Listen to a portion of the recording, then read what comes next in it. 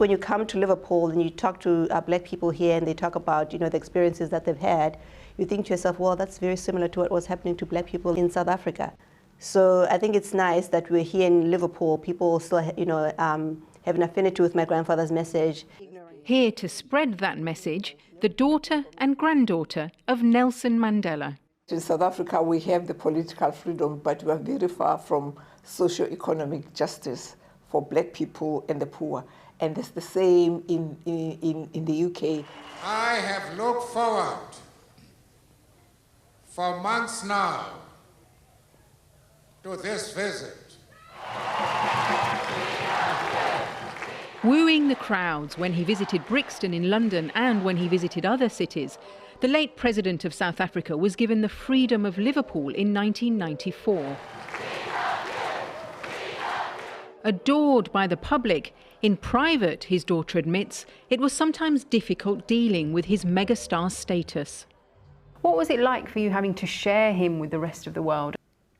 I was very angry. We had a father who was there but not there. You would go and visit Tata in the morning and he's sitting there in his chair and he's reading a newspaper, and you come in and he says, "Hello, darling, how are you? Is there something you need?" And you say, "No, I've come to visit," and the paper goes up because, look, he's not used to be in communication with people. There are very few moments in his life when you would find Tata joyful and he would, freely engage. The family will mark Mandela Day tomorrow with a visit to this memorial garden, which has 32 stoneworks inscribed with inspirational Mandela quotes. The park is in Toxteth, an area which saw riots in 1981 and where many feel inequalities still persist, the gentrification of its Georgian terraces pricing many residents out. You realize the world still has a lot to work on in terms of racial issues, in terms of getting people to accept the other, because racism is based on fear of the unknown. And on that note, you've talked about othering people. We've got a huge debate here in this country about immigration.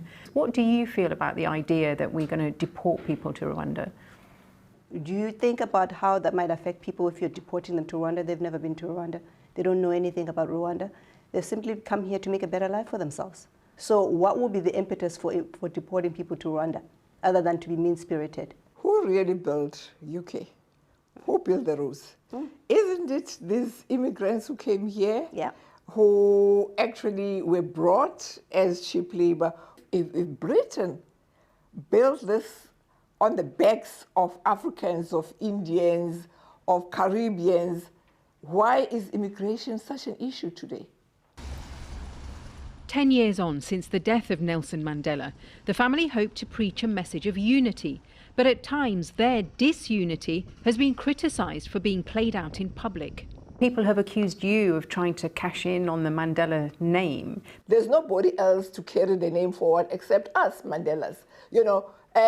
Are people questioning the Kennedys? I am born a Mandela, I will die a Mandela, and I'm proud of that.